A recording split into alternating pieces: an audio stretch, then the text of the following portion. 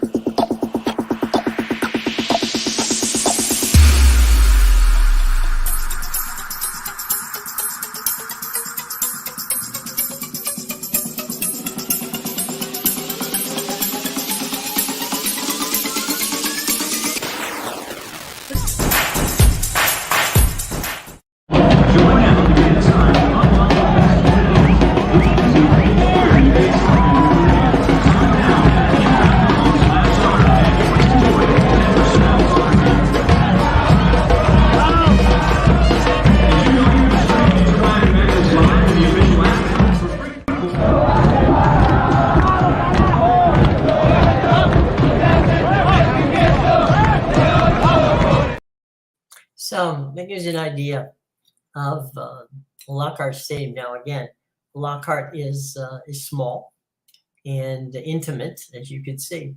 It seats about 16 to 18,000. Obviously, you could tell that there really isn't a bad seat in the house because everything is really close there. So from that standpoint, I think it'd be kind of cool. And certainly those folks who want to go see Lionel Messi play will be very close to the action. So they'll get to see up close and personal what Lionel Messi looks like. It's not going to be an 80,000 seat stadium. It's not going to be, a 70,000 seat stadium, where it's going to be about around, probably when you get into the walking situation where you can get to standing room only, they may be able to push it to 20,000. So that's what the stadium looks like where Inter Miami plays now. But what's it going to look like when they move to Freedom Park, which is in Miami proper? And here's a look at that stadium.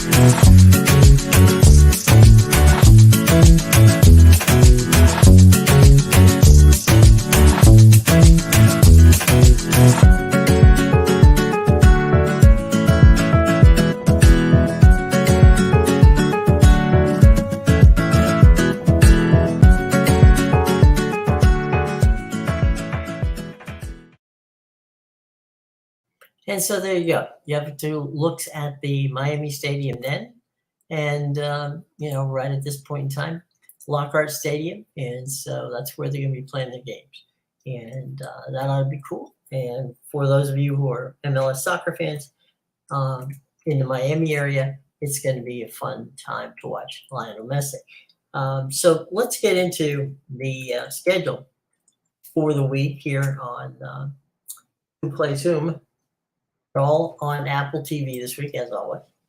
And let's see. Today, you've got some MLS action. You've got, of course, Wednesday is always the big day. So let's go over that.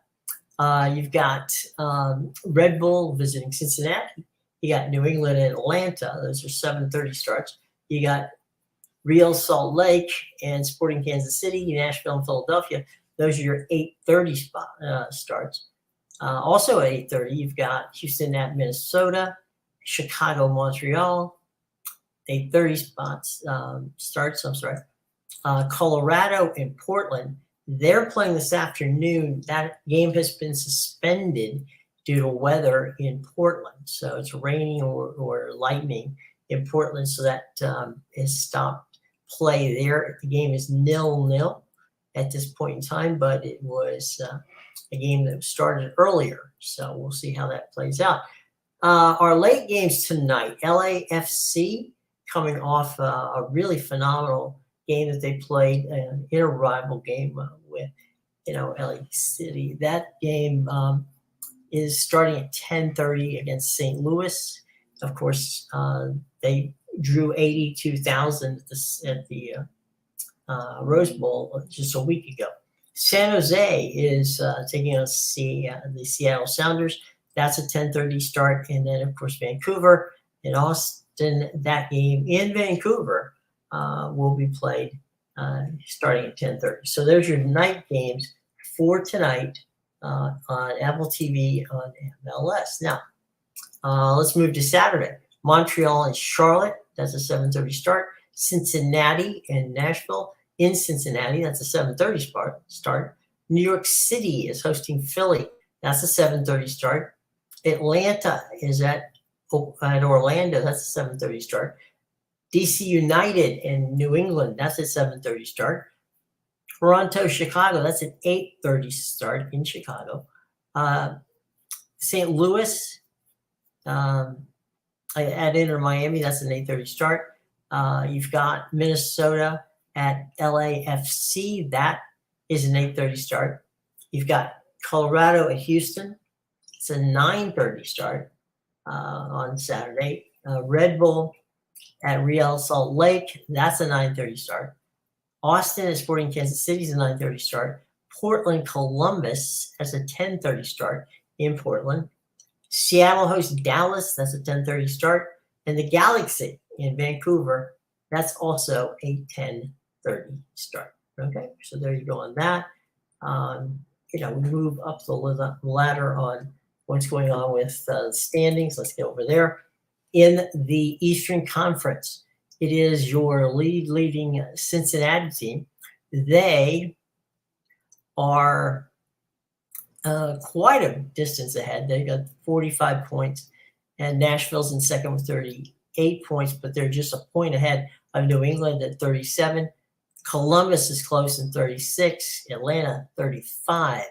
Philly and Orlando in a dead tie at 34 points. DC United at 30 points. Montreal, that's where the cut line comes, at 26 points. Red Bull also has 26, but Montreal has a win ahead of them.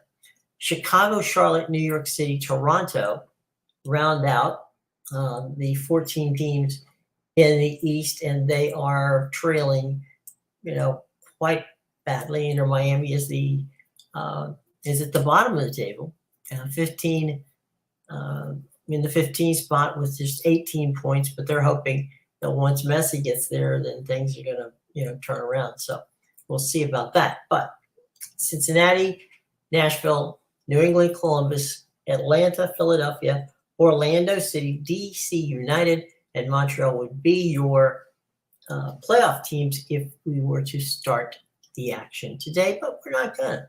So that's kind of a cool situation of what's going on there. Now let's go over to Western Conference and see what we got. We got St. Louis really in a tight fight with the always tough Seattle Sounders.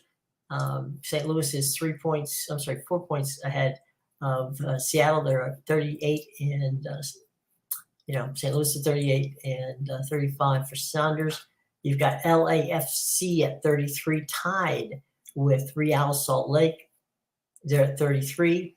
So you see the first 4 teams are bunched really close. I mean, only 5 points separate the basically the first 4 teams. Now we move down to 5, which is Austin. They're at 29. They're tied.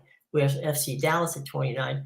The Dynamo in Houston is 28. So big, the big 3, or I should say the big 4, big 3 in Dallas are right there tied with each other. San Jose in the 7th spot is at 29, so they're tied. And Vancouver's at 25, and they're tied with Sporting Kansas City. So a huge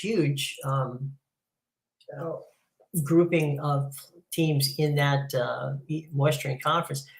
As I said, Sporting Kansas City is at 10. Then you've got Minnesota at 24, points. 22, Portland Galaxy at 22, and then Colorado bringing up the rear with 17. So quite a bit of stuff going on here. And, when Messi's, deal, what it means for everybody else, we'll get to that in just a second. I see that Amadeus has got some Wi-Fi problems, so he's not going to be able to join us today, which is unfortunate. So we will we'll travel on. Let's talk about what the deal means, the Messi deal. All right, so let's take a look. And this one is written by Swetha Sudan of ESPN. She said the moment that the Ballon d'Or winner Lionel Messi announced he would be headed to the U.S. to begin his MLS career, the Messi effect immediately took hold in Miami. Social media exploded, ticket prices skyrocketed, and the upcoming fixtures are all sold out before you even sign the contract. So, the contract. Now, there's a lot coming over here. You know that Messi played last year with his, PSG, Paris Saint-Germain colleagues, which of course included Neymar and Mbappe. Not a bad group. So on June 30th, the question emerged: how does one formulate a deal compensating for all the situation that goes on? Now, would just offering money be enough to woo a player who's ranked in the 2023 on Forbes list as the world's highest paid athlete, at someone who's bringing in $130 million per season? Okay. What else can you put on the table, which Miami had to do, to get him, meaning Messi, to sign a deal? So Miami and the MLS's answer appears to be bring him in as a venture partner in the entire mix. Now, the deal is very unique in its structure. It raises the interesting questions about revenue splits for superstar athletes and the cascading impact of media rights negotiations. So according to Spotchico, Messi's 2.5-year deal with Inter Miami could be worth up to $150 million in his from total salary, signing bonus, equity in the team. Sources confirmed to ESPN's Jeff Carlisle that the option for being part ownership of Inter Miami had not yet been worked out. They have to figure that one out. For those of you who remember, back in 2007, David Beckham, who then came to the United States, could purchase an MLS team at a discounted price of only $25 million at the time.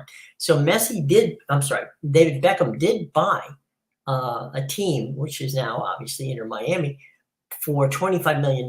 They're now going for upwards of $500 and $600 million. So you can see where that was a big advantage for Beckham.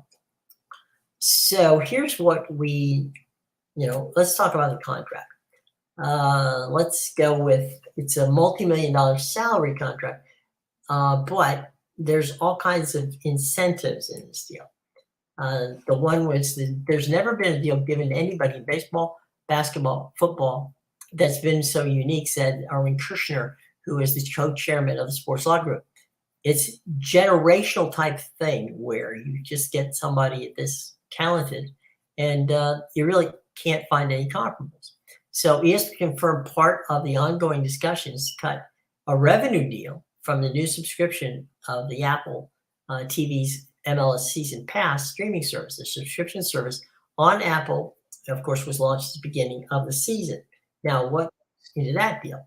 Well, I do think that Messi's deal is about customer acquisition, said John Koshner, who's the president of Koshner Group, a digital media sports consultancy firm. Now, he said the customer acquisition perhaps is the biggest issue in sports and sports media these days. Apple currently holds exclusive worldwide rights to every MLS game. The season pass could be bought in both English and Spanish and broadcast all around the world. So you've got Messi, who is a world superstar, now playing in Inter Miami, and suddenly you would and will Apple, benefit from that because the deal is such that, subscription-based situation. So it's quite possible in this deal, the way it's cut, that Messi will receive some money from Apple on how many subscriptions are directly involved in him being part of Inter Miami.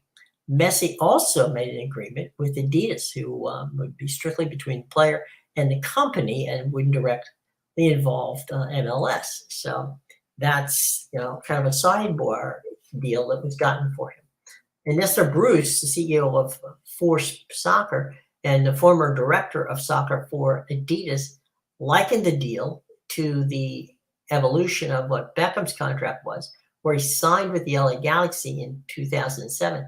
Beckham was a big catalyst. When he came over, he had a deal with Major League Soccer, had a deal with LA Galaxy, and he had numerous partnerships with the likes of Adidas and other brands. So what does it mean for the future? All right. Well, the MLS is fairly young and innovative.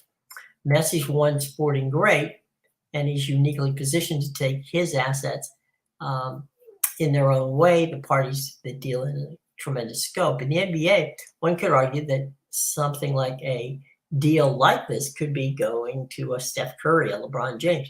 Would Messi's potential ad revenue sharing agreement inspire a similar, tack to take? Well, that's really going to get some alarm bells set off for a former NBA agent. For the right players and the right player agents, if individuals can really make the needle move, then there's a number of players, Djokovic being one of them, Nikola Jokic, Joel Embiid of the NBA. Those are some of the guys who you could see getting a deal like a Messi deal. Now, much like on the pitch, he's basically in a league of his own in negotiating at the table. The Argentine Instagram holder, and Messi's Messi has the third highest following in 478 million people follow Messi on Instagram. That's only behind the social network itself and fellow superstar Cristiano Ronaldo, who has 596 million followers. However, there might be other ways where the negotiations where we may learn that he gets licensing agreements called sub-licensing or slice licensing, depending upon who you talk to. Lustig, Carlo Lustig, who's a branding agent, explained that while not every athlete can match Messi's scope of influence in securing revenue, slicing up subscription models into smaller segments, specifically regions, could favor other athletes. There are many leagues that could use extra eyeballs to do that. the easiest way is to take advantage of the talent and, let everybody, benefit from it. So what about Apple and the future of live sports programming? Well, streaming giant wants to bite of live programming, and in recent years, they've chomped down on, such things as Amazon has gotten the NFL Thursday night game, which we all know. Apple is in partnership with Major League Baseball. They stream games. Google YouTube is now the Sunday Ticket holder. Research and Parks Association, a marketing and consulting company, showed that the annual sports OTT subscription revenue in the United States was $13.1 billion in 2022. That's going to double by the year 2027. Eric Stolzenstein, a senior contributor to Parks Associates, attributed the shift of the pandemic for the need for immersive experience in sports. Sports online and streaming services are much more engaging from the interactive feature sets than is traditional, analytic television or linear. So, these are big deals. And, who are the real winners in this deal? Well, so far, everybody. Messi, Inter Miami, MLS, Apple, they all benefit from what in essence is a deal that Lionel Messi has gotten himself into. Now he's 36 years old, and he's not going to be the greatest player that you've ever seen.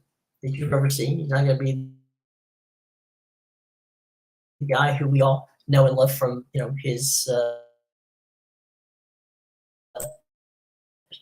But by the same token, just like Pele, when Pele came to the United States, it is something that we all, hope work out. So it's really a fascinating situation, with Lionel Messi coming to the U.S. And, it's a big week for the MLS because, as we know, the MLS All-Star game, which is heading to Washington, D.C., is something that is going to be interesting. They're going to play Arsenal, which should be fun. That's going to start on Wednesday, July 19th. That's Wednesday, July 19th is the MLS taking on Arsenal in Washington, D.C., although there's going to be a whole bunch of stuff events-wise. So if you want to come to D.C. and find out what's going on, there's going to be some really cool things. You're going to have Skills Challenge, which is presented by AT&T 5G. You've got the MLS Next All-Star game presentation by Allstate. These are the kids who are on the under 22 team. You've got the All-Star game itself, which is brought to you by Target. So there's plenty of fun stuff. Starting again on the 18th. So Saturday through Monday, Saturday through Wednesday is when you can have some fun things going on. Let's quickly just take a look at the events calendar. This is what's going to happen. On Sunday is the EMLS All-Star Challenge. Then on Tuesday is the MLS Star Skills Challenge. And then Wednesday, of course, is the All-Star Game. So those are the three big events that you're going to want to check in on. All of that's going to be on Apple TV and streamed worldwide. So plenty of stuff coming up this week that has to do with the MLS. We'll let you in on what's going on with our Lionel Messi. I know that there's a bunch of things that Amadeus is going to want to talk about when he gets back tomorrow. So anyway, guys, if you have any questions or anything like that, let us know and we'll get back to you on them, okay? All right, until tomorrow, I'm Jim Williams signing off. We're going to have a lovely day, I hope, for everybody. And check out today, of course, all the MLS games on Apple starting at 7:30. So be sure to check out Apple tonight, and we'll see you tomorrow whenever Amadeus will be able to come back and join us. Okay, guys? All right, until that time, I'm Jim Williams for Amadeus and for Sean. See you later, guys.